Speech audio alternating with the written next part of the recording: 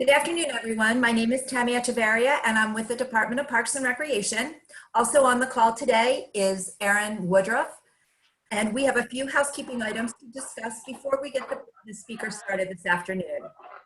Today's program is being recorded and will be placed on the UDP&R YouTube channel, as well as on our website with all of our past programs and events for your viewing pleasure. All participants, with the exception of the speaker and Upper Dublin Township staff, will be muted with their video camera turned off during the presentation. There will be one question and answer session at the end of the presentation. We ask during the presentation that if you have questions, you can put them in the chat box, and as Kathy goes through, if she's able to respond, she will. Otherwise, we will read those questions off at the end of the presentation and answer those questions appropriately. Participants who wish to speak during the question and answer section should raise your hand by selecting the participant reaction button on your toolbar. One by one, the staff will call on each participant with their virtual hand raised, and that participant will be unmuted and have their camera requested to be turned on if you choose. If there is no response, the next person in line will be called on. Upper Dublin Township staff at any time reserves the right to mute a participant, end the video stream of a participant, or terminate and end the meeting at our discretion due to hackers, inappropriate language, or other activity that the Upper Dublin Township staff or speaker just deems inappropriate. We ask for your patience and understanding as we navigate through these unprecedented times and work through our virtual public offerings.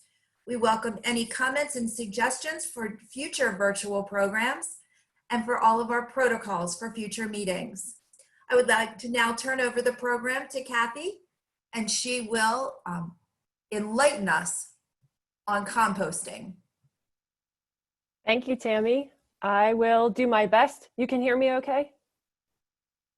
Okay. So thank you very much for having me here today. First, I just want to do a little check. So when you all are looking at your screens, down at the bottom, you have a reaction option. And so it's a little, in my screen at least, it's a little happy face down at the bottom of the screen to the right. And it says reactions, and I think you can do a clap or a thumbs up. And so what I'd like you to do is, if you are currently composting, I would like you to give me a thumbs up because I can see the thumbs up. Excellent. Cool. It's a lot of thumbs up. It's about half and half, and we have about 43 people. 32 people on the presentation right now. So it's about half and half. Excellent. So that's good for me to know. So I'm usually a little bit of an interactive speaker. I like to get an idea of the audience, and it's a little hard in this format. So I'm going to ask you to use the chat and those reactions from time to time just to help guide me. And so you do have access to the chat. And as I go through this presentation, I will be keeping an eye on it. And if you have questions, I will try to address them as I see them. If I don't see them, as Tammy said, we will address them at the end. So with that, I'm going to get started. All right.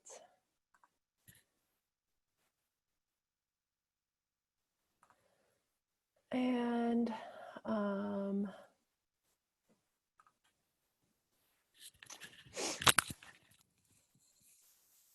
sorry. Let me get this going here. Okay. So introduction to composting. So this is basically a composting 101, but I'm happy to answer any questions that you might have, even if you've been composting for a while.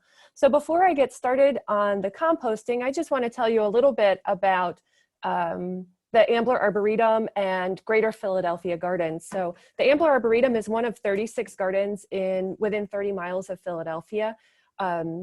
Hopefully most of you have been there, but in case you haven't, I just wanted to let you know, since Upper Dublin is where we're located and we are in your community, that the campus of Temple Ambler is not just a campus, it is also a public garden that is free and open for you to use from sunrise to sunset, 7 days a week, usually. Right now, it is closed. Unfortunately, we're not allowed to have it open because we are a university and because we are a public garden. So right now it is closed to the public.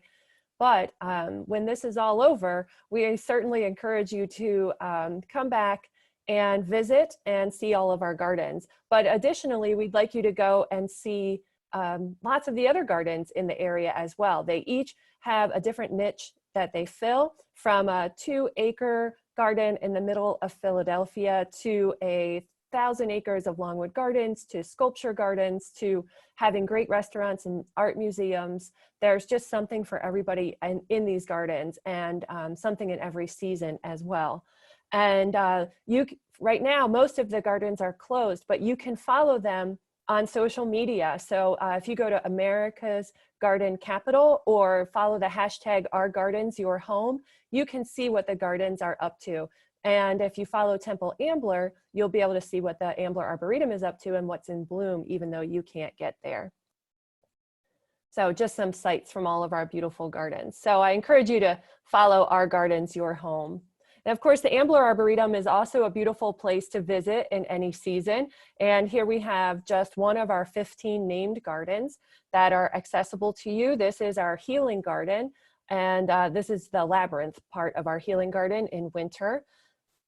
We have our, probably one of the most popular gardens, which dates back to the mid-1920s. This is our formal perennial garden, which changes colors and textures throughout the seasons. And in the summer, you can check out our trial garden next to our Women's National Farm and Garden Association Visitor Center. And then in the fall is another great time to visit. We are a college campus and we use the campus for teaching. So a lot of our plants and displays are designed for interest during the semesters, which does not include summer. So we have a lot of great plants for winter, fall, and early spring interest. And this is just a shot of our Calabrero conifer garden with ginkgo and a fall color of a deciduous bald cypress there in the foreground. So we hope you'll come and visit. We do have programs throughout the year. We have a newsletter that goes out every week that lets you know what's going on. We have free walks and talks, and you're just welcome to visit. We have volunteer opportunities and memberships. So we hope that you'll get involved and come and visit.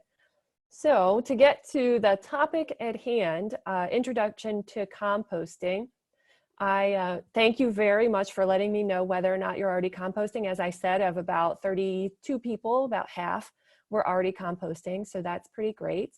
And so I wonder if you don't mind going into the chat box, why do you compost, or why would you like to compost? If you don't mind just kind of writing that in,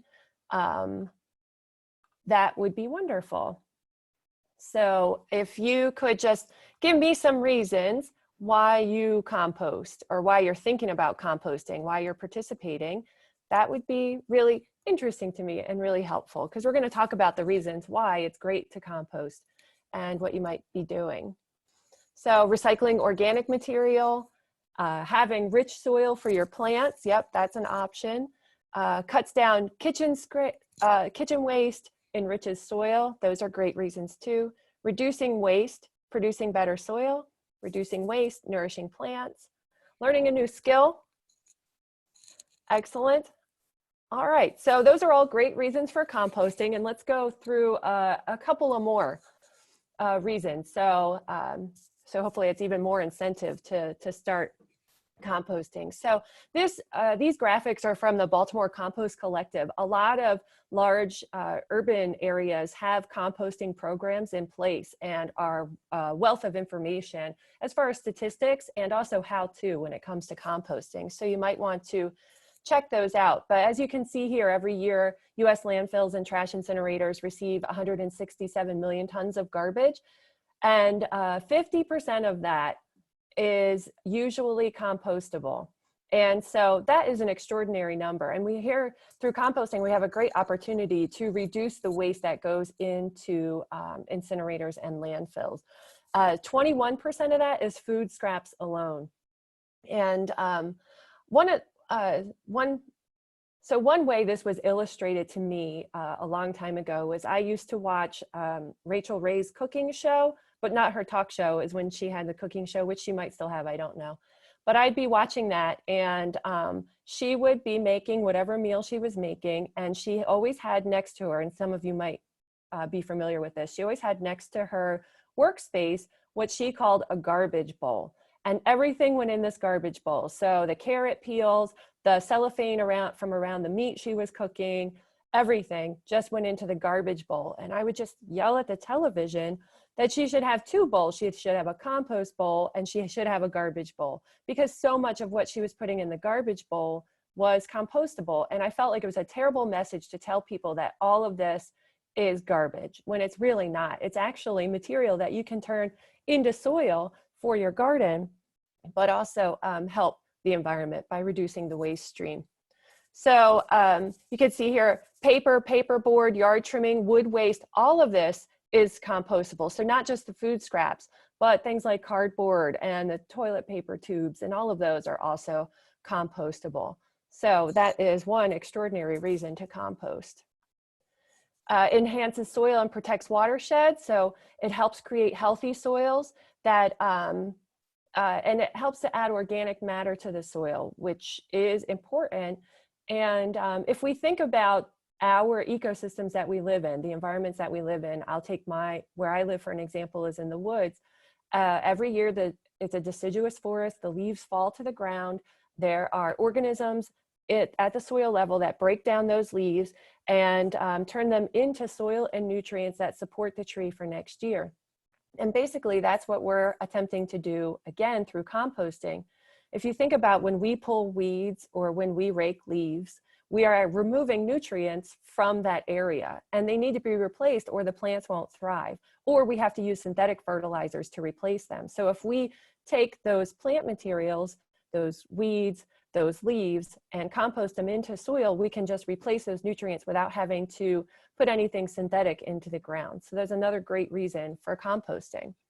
When added to soil, compost can filter out 60 to 95% of urban stormwater pollutants, which is astounding. So not only does it act as nutrients, but it helps the soil become a better filter of pollutants.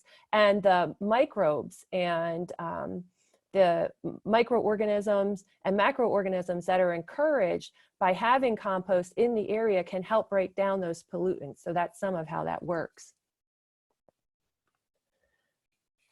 So of course, composting helps. It's all about the soil, right? It improves the soil.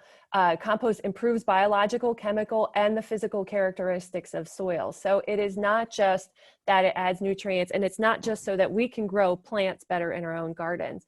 So adding compost protects soil against desertification, which means that it becomes, there's no organic matter in there, it erodes easily, it doesn't support life very well, and so it stops the soil from going anywhere. It enhances plant disease suppression.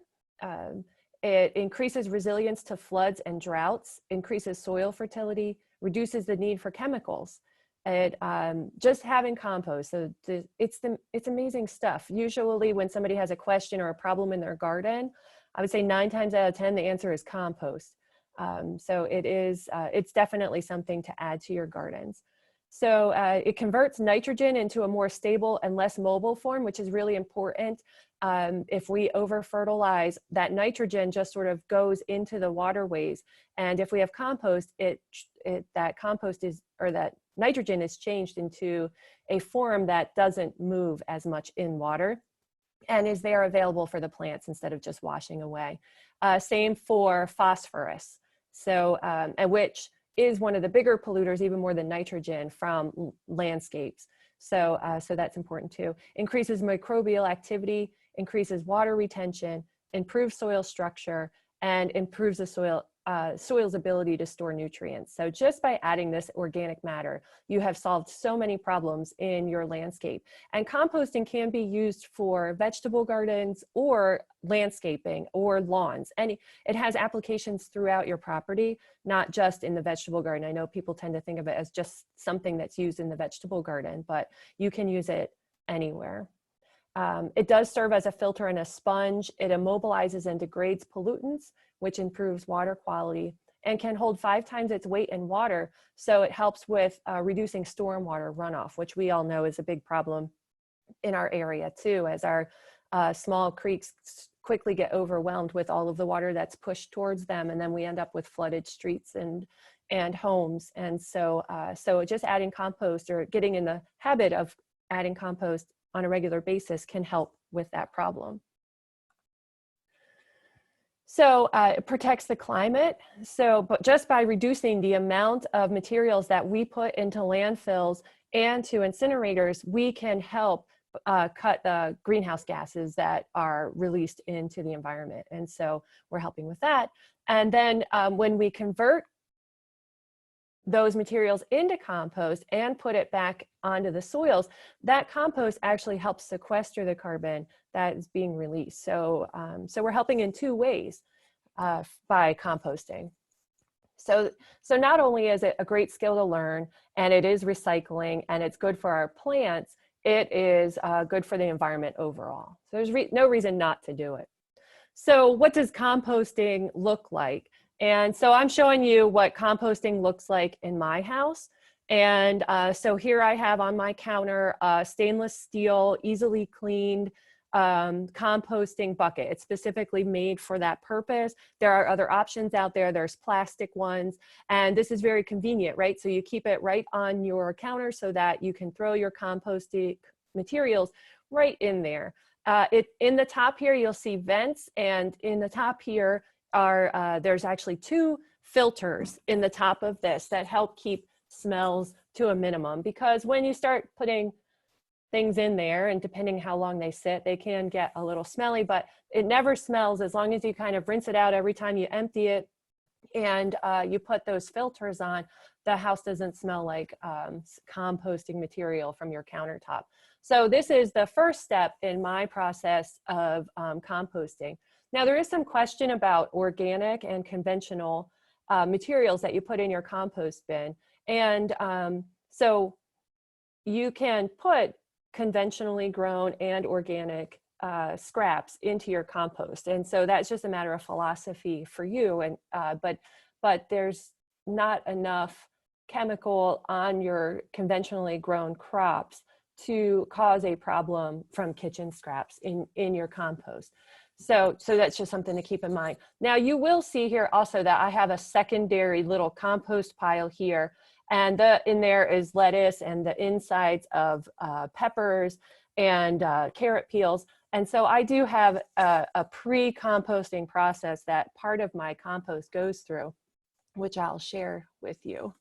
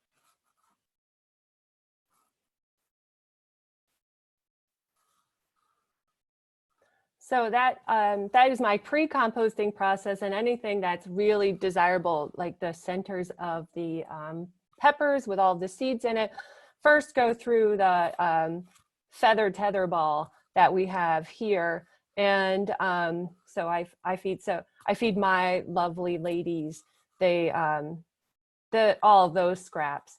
And just so you know, in order of appearance in that little movie, were Hazel, Pearl, Marge, Opal, and Blanche. They really love it. So, and they delight me, my chickens. So I thought I'd share them with you, because it makes me laugh every time. So what does not go into the chicken feather tether ball are the other materials that I wouldn't feed them and they wouldn't eat. And so here is sort of the inside of my composting bucket from my counter. And so it has the tea packages as well as tea bags, citrus rinds, coffee filters and the coffee grounds, garlic and onion skins and peels, because those things you're not supposed to feed to chickens.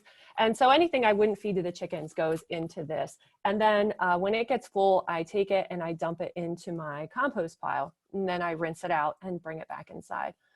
And the other thing that goes into my compost, of course, are the weeds I pull out of my gardens.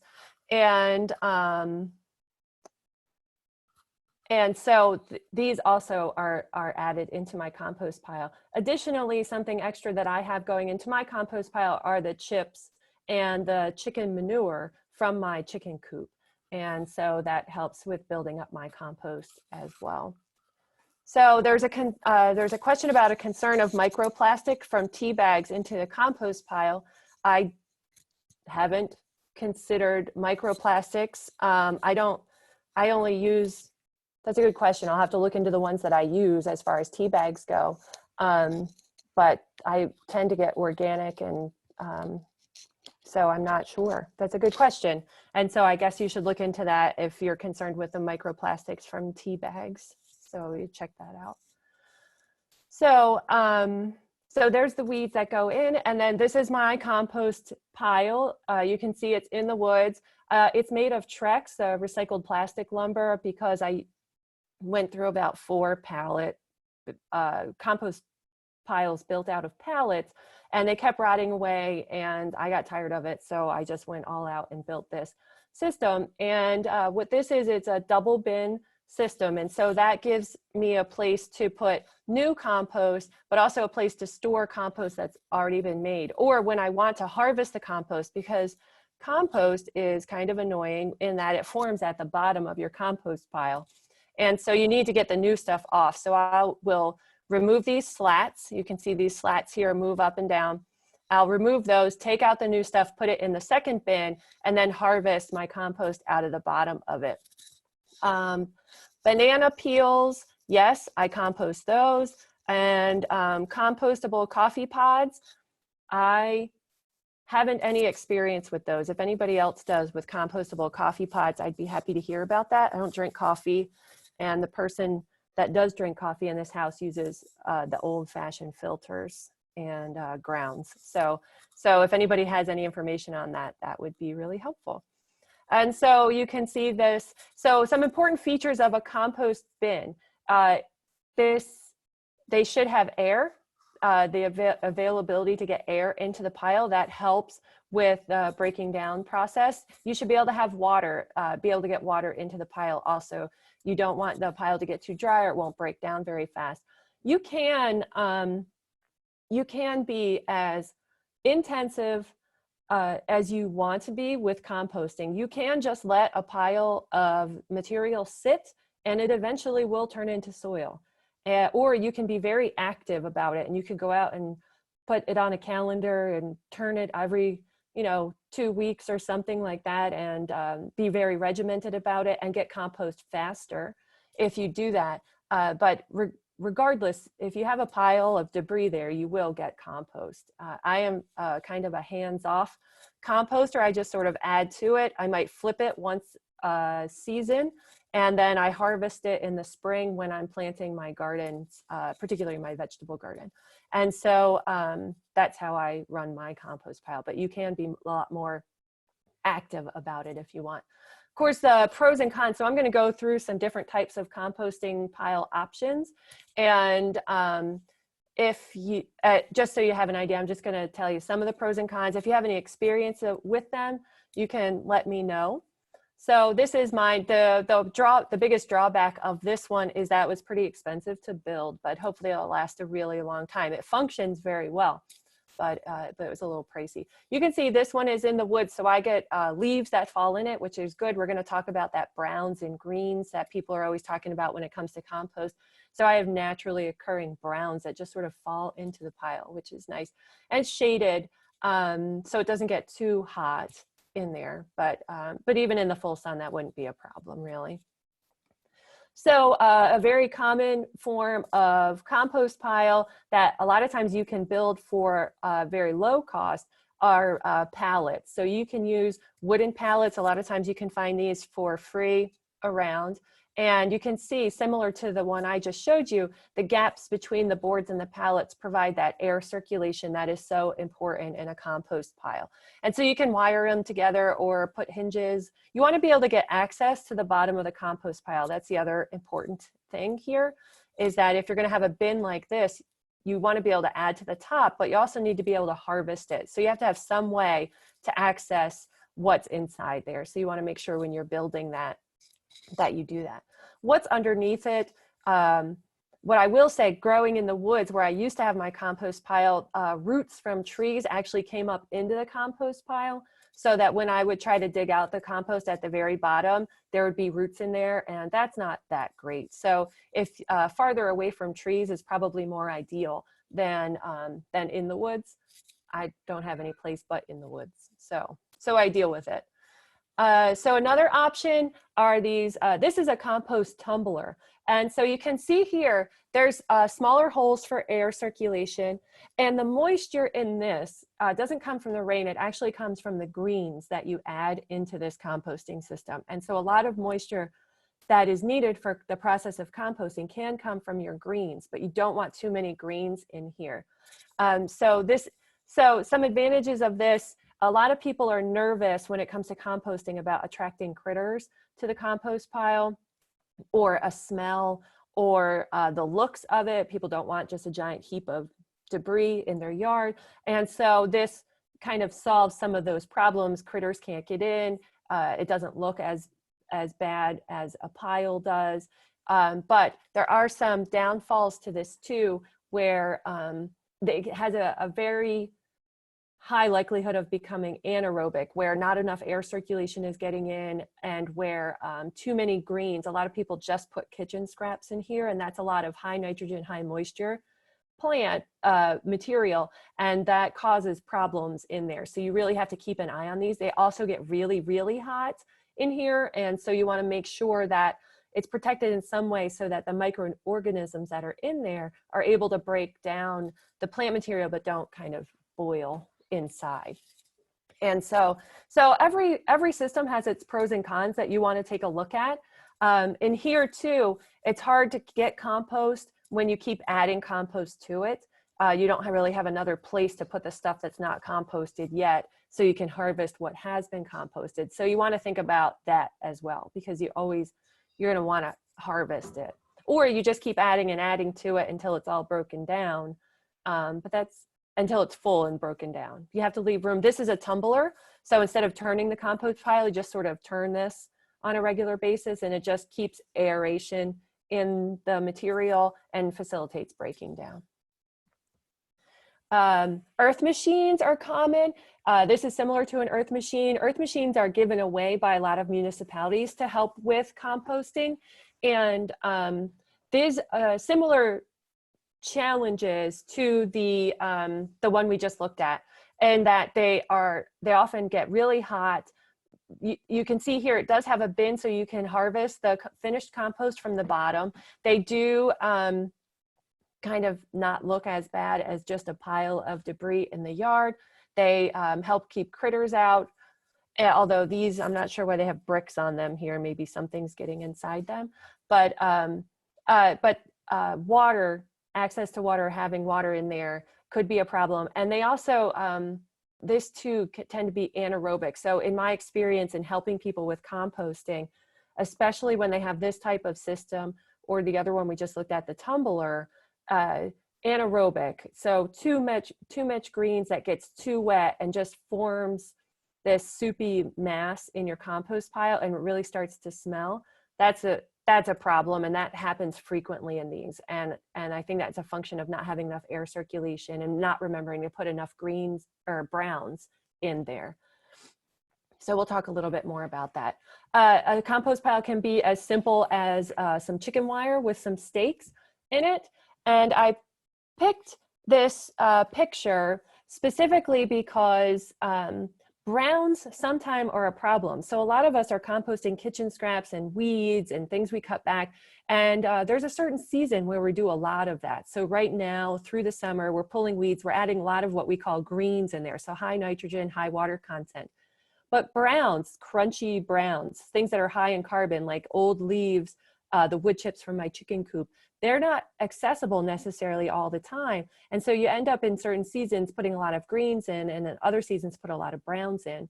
And the person who used to manage the composting at the New York Botanical Garden recommended just keeping a pile of brown leaves near your compost pile somewhere. And then when you put in your greens, you can also throw in some browns while you're at it to help with the balance. And we'll talk about the purpose of those, the greens and the browns, and the ratio. But this could be an option just for storing some browns in an area. But this could also be a compost pile too. You can see the newer material up here and how it's already starting to decompose down below. This would be a challenge to get it out. You should have another place that you can put the stuff that is not decomposed yet. And there are indoor systems. This particular one is vermiculture. So this is worm composting bin. So worms are introduced into this system and they do the breaking down of the plant material that you've put inside it. So if you don't have a yard, you can still compost. There's no reason why you can't. So these systems are available and you can purchase the worms and you can do worm composting. That's an option. There's also a, this is an electric compost mill. And so basically this gets heated up through electricity to help break down the contents. And in this case, it gets so hot and it's indoors that you can actually compost almost everything. You can compost bones and eggshells and meat and this type of thing. You can compost all of your food scraps in here. So those, of course, this is expensive and it uses electricity, which sort of counteracts some of the environmental positives of composting, but it is an option as well. So you'll see all of these out here. And again, there's no right or wrong. It's what works best for you and your budget and your situation and what you want to do. And finally, there is an option for if you just don't want to compost at your place, but you know that composting is good. A lot of municipalities, especially larger urban centers, have organizations that will pick up your food scraps and then compost them off-site for school gardens or for other uses or to sell as a fundraiser. So they'll pick them up for you. So here you can see the Baltimore Compost Collective gives you the buckets and you just put your materials in there and then somebody comes around and picks them up and then contributes to a larger composting program. So there are lots of options available to you for composting. It doesn't have to look any certain way. The important thing is that you think about it and that you start to do it in some way. Upper Dublin Township, since a lot of you are from Upper Dublin, you probably know this, but they do have, and Tammy might be able to speak a little bit more to this, but there is a compost site facility from Upper Dublin, and they do make, they have a place where you can drop off yard waste at the composting site, and then you can get compost from the municipality from that composted waste. So that's another option too, and that exists, things like that exist in a lot of municipalities. So you want to look into that as well. That might, and this is particularly usually for yard waste. So prunings, clippings, lawn cutting, that kind of thing that you can put in there. So you can take a look at that as well. So when we're composting, we want to think of composting and your compost pile as an ecosystem that you're trying to keep alive, which is really what you're trying to do. Because if you think about composting as if it were the forest floor or a natural space, and this natural process was happening that reintroduced nutrients into the soil system, that's what we're trying to do. And so here's all the different types of critters you might find in your compost pile. And these are all the ones that we want to try and keep healthy because they're the ones breaking down the plant material and the debris that we're putting into our compost pile. So this is why we care about the ratio, what's going into the pile, and how we're managing it. So, so we have decomposers in the compost pile. They're part of the complex compost ecosystem in which food, water, air, and shelter are provided with the material in the compost pile. If any of these essential ingredients are missing, so water, air, shelter, and food, the organisms either slow down or stop working altogether. And so that's what we're trying to prevent. We want them to keep working and keep breaking down the materials in that system. It's an interdependent web. So that is what we're trying to manage. So there's a lot more behind it than just throwing some stuff in a pile. The primary decomposers, there's two kinds. There's chemical decomposers and there's physical decomposers. So chemical decomposers work by using chemicals in their bodies to break down organic matter. That's similar to the acids in our stomachs, right? And then physical decomposers work by feeding on the organic matter in the pile, similar to how we use our teeth to break up large pieces of food. So they chew and grind and squeeze the material into smaller pieces. And so, so those are the two types of breaking down that's happening, and that's what we're supporting in our compost piles. So we hear about this browns and greens, and basically browns and greens. So browns are high carbon, greens are high nitrogen, and we need them both in our compost pile. And basically the ratio is 1/3 greens to 2/3 brown.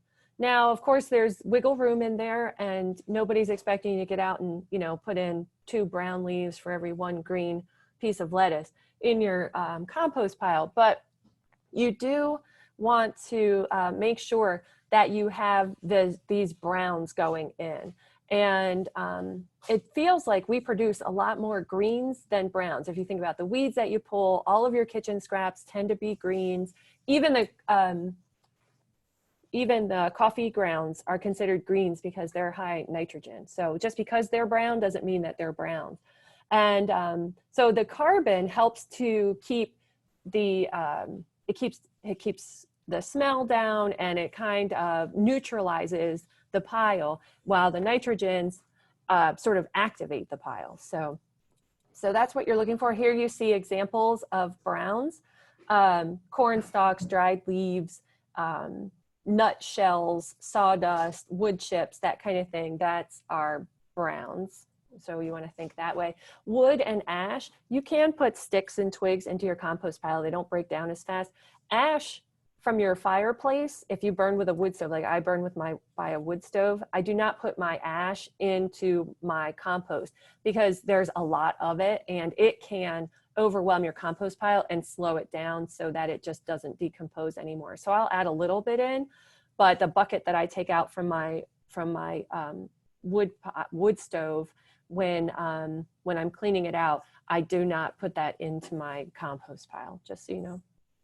And then high nitrogen are greens. So coffee grounds, food waste, all those vegetable scraps, garden waste, so our weeds that we pull, grass clippings, all of that, that is our, those are our high nitrogen. So you can, so that's when we're talking about greens and browns, those are examples of those.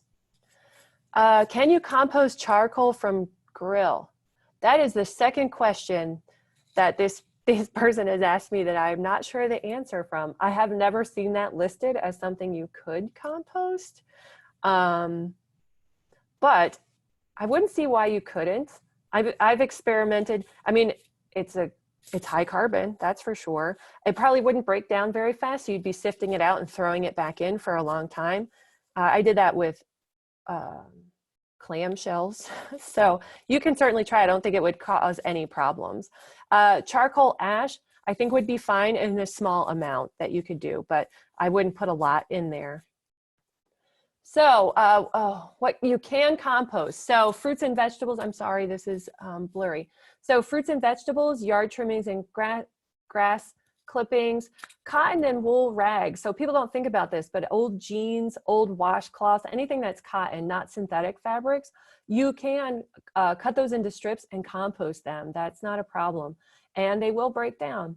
I've just started, we all made masks, and I had a collection of cotton cloth napkins that I turned into masks, and the scraps from those went into my compost pile, and already some of them are hard to pick out, and they're already decomposing. So there's a lot that you can compost that you might not think about. Eggshells and nutshells. What I do with eggshells is I break down the eggshells, I crush them up so that they are in little pieces before I put them into my compost pile, because there are critters who like to go to the compost pile for a visit, for a snack.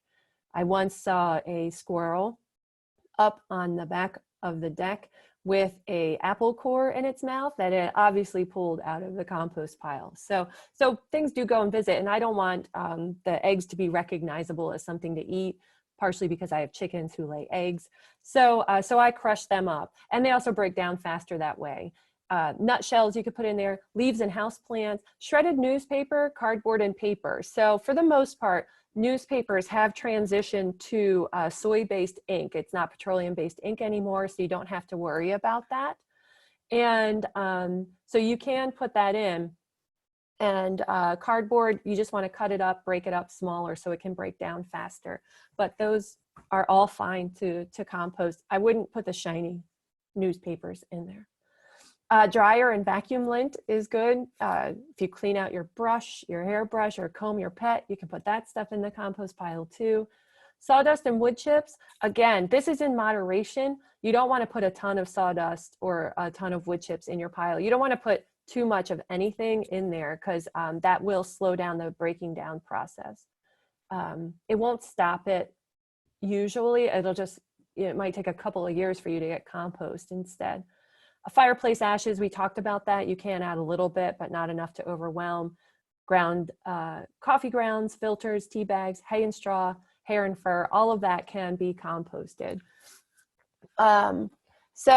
Question is, dryer lint from synthetic fabric is a no-no. So that's a tough one, because that synthetic fabric will not break down. And then we get into the issue of those micro toxins, those little bits and pieces of things that don't break down. So I don't know if you want to use the dryer lint in there, that it wouldn't even break down if you have a lot of synthetic fabrics in there.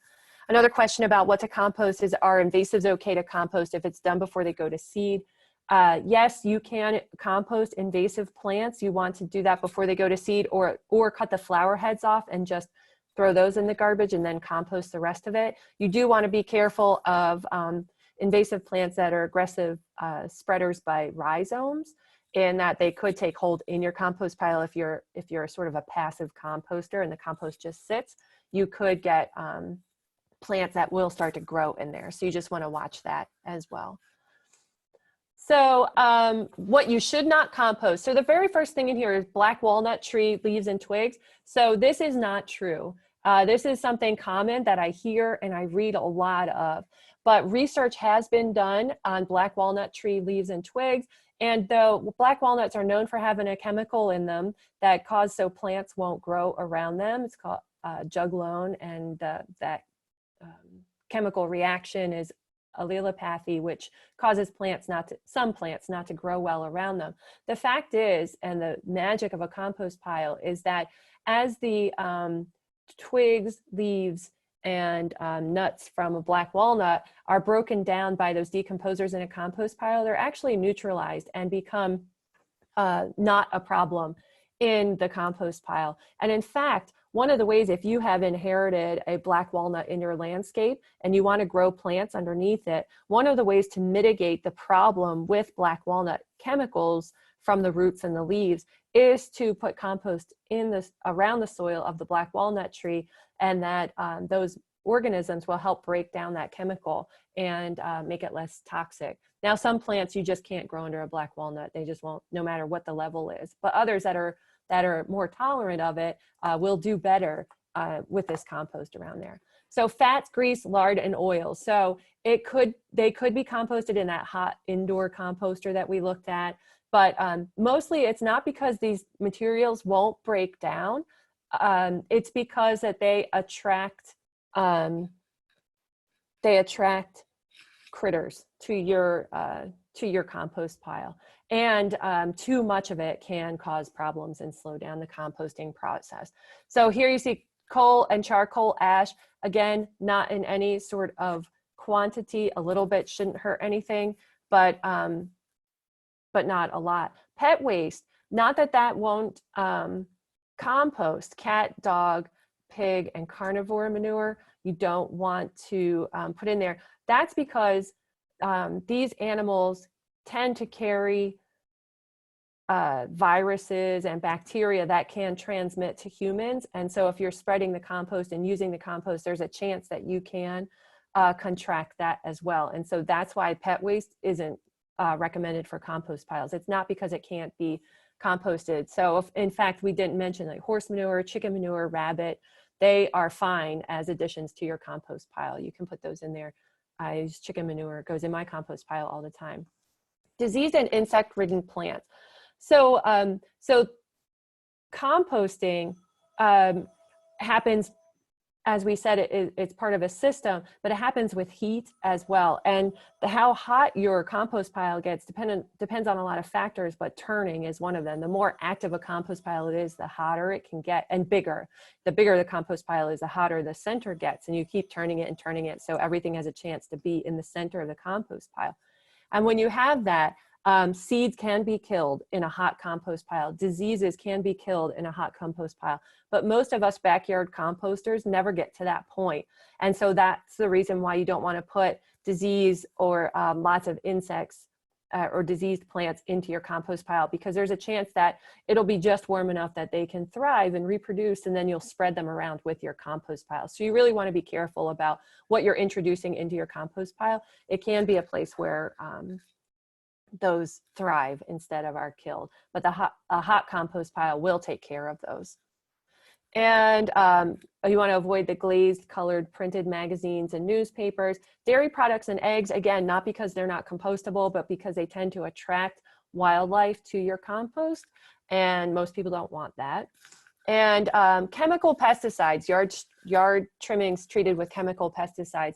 So if you remember that the compost pile is an ecosystem with insects that are helping to break down, insects, mites, fungus, that are helping to break down your compost pile. If you introduce materials that have had fungicides, insecticides, miticides apply to it, you have a chance of killing all of the activity that's going on in your compost pile and all of the organisms that are breaking down your pile. So you do want to pay attention to that. There was an incident a few years ago where companies were using compost that had been made with lawn clippings that had been treated with a particular chemical, and that chemical was so persistent that it ended up killing the plants that the compost was put around, because the chemical was still in there. So the persistence of synthetic chemicals are also important. They don't break down really fast, and the microorganisms and the bacteria won't break them down. So they're still present in there. When you go to use it, you could kill the plants that you're trying to help. So you want to watch that too. So a smelly compost pile, that's something that people seem to be really worried about. Also, it smells, and I don't want to have a compost pile because I live in a development or I have close neighbors and I don't want it to be smelly. But the answer really is, if your compost pile smells, you're doing it wrong. Your compost pile should not smell. Just like when you walk through the forest, things are breaking down all the time. There's organisms breaking down leaves into nutrients for the forest, and it's not smelly because there's a system and ratios, and so you need to create the same thing here. So here are some options if you do have a smelly compost pile. Now, I'm not saying that some things you add to the compost pile might not be smelly, like that stainless steel canister from my countertop. When I dump that into the compost pile, sometimes that is smelly, but quickly, I just sort of kind of spread it around and even it out, throw some leaves on it, and quickly it's not smelly anymore. But that's just because there was too much greens in there, and they were starting to decompose, and there wasn't any browns in it.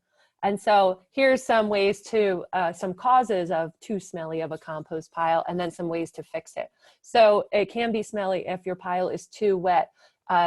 if it's been raining a lot, if you have too much nitrogen in it, too many greens, like you've just been putting all kitchen scraps in there and haven't figured out a way to put browns in there, that can cause your pile to be too wet. If it's even in a poorly drained area, it might just be that it's raining a lot and it's just not able to drain out.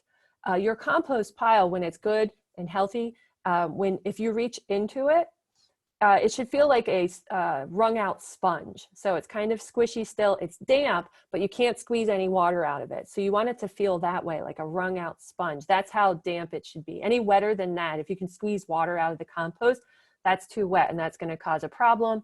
And when you have too much water, that water takes up the pores where oxygen can be, and that creates an anaerobic condition. So there's no oxygen in there, which means that the organisms that use oxygen can't get to it.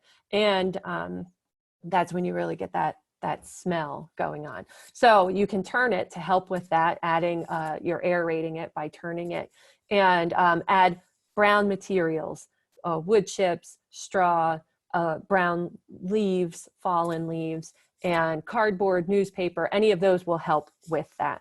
And then too much nitrogen clumped together. I have known people who just take all their lawn clippings and dump it in a pile. They're not composting, they're just dumping their lawn clippings in a pile. And that can also turn into a big, giant, smelly pile because it's just nitrogen. And that, again, creates an anaerobic condition. And when you have that anaerobic condition, that is what causes the smell. So you just want to break up that pile and then mix in some more carbon with it. So you can see carbon's the answer to the smelly pile, regardless of the cause. Did you add something stinky to the pile, like fish, eggs, dairy, grease? So that will cause a pile to smell also. That's a much different smell than an anaerobic smell. The anaerobic smell is kind of sour and just like, I don't know, something like ammonia, something building up, but this would be sort of rotten smell. And so if you can get those out of there, and if they can't be removed, you can't bring yourself to remove them, then you want to mix them in, turn the pile, add some browns until it breaks down and not make that mistake again. So once you have some compost that's been made, it's been breaking down, you've dug into the bottom of your compost pile. The next process is, this is how I handle my compost. And so there's this really easy sifter that you can build. There's lots of patterns online. You can see this is just a double layer of chicken wire. I've also used 1/4-inch hardware cloth. And you just build this frame. And here it's over a Rubbermaid container, but I built mine to fit over my wheelbarrow. And basically you take pitchfork full of compost and then you put it into the sifter here, and then you shake it. You kind of slide it over the compost or over the wheelbarrow or over the bucket, and the finer material falls out, and that's the material you could put in your garden. The larger material still needs to break down more, and you put that back into the compost to continue the composting process. It's sort of like an inoculant. It's already starting to break down, so it helps with future breaking down. Some things you just put back in, you get to know them. You just keep throwing it back in, big sticks, that kind of thing.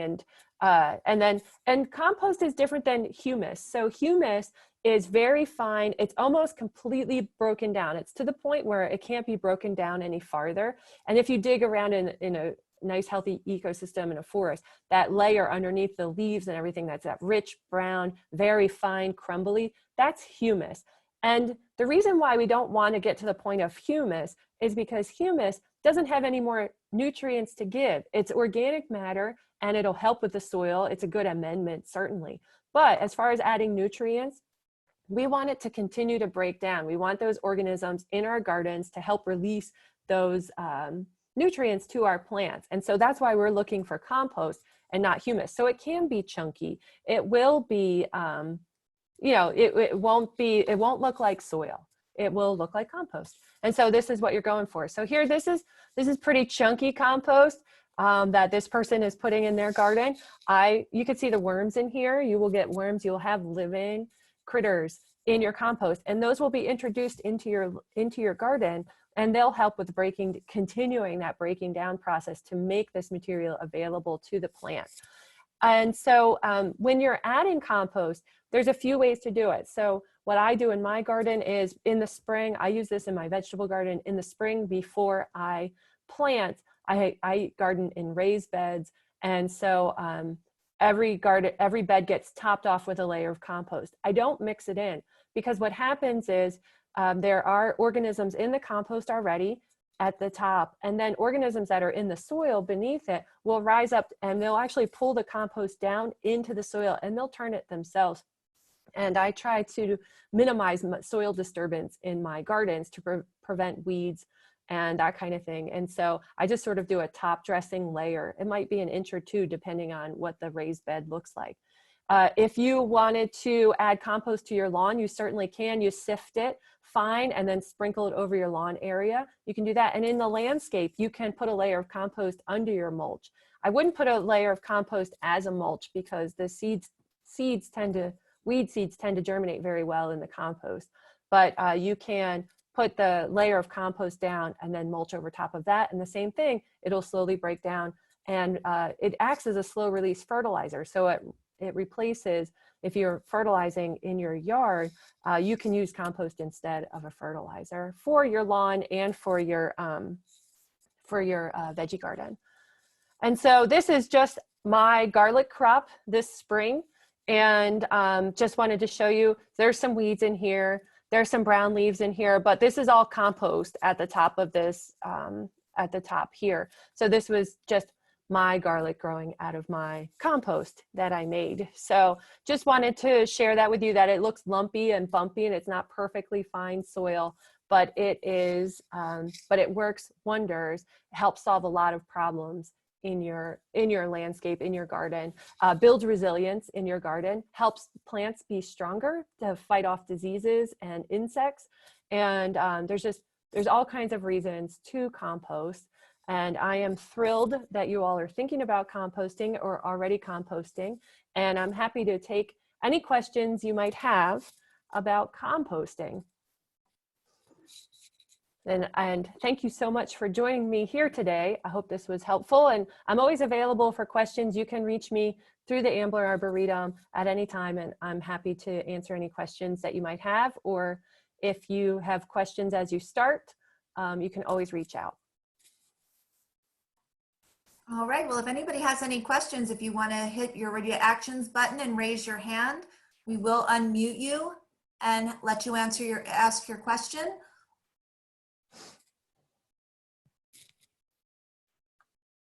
All right, I don't see any.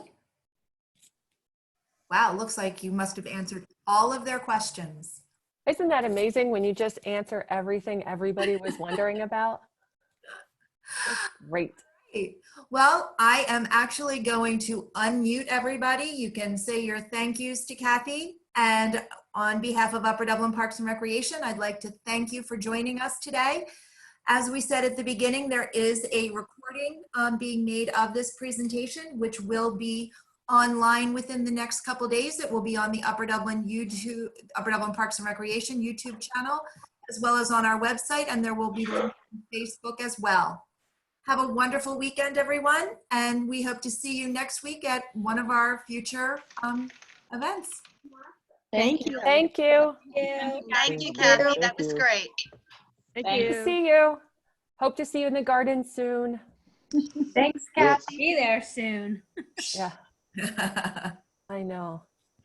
We will be. We will be. That's right. Positive thoughts. Absolutely. Thank you, Kathy.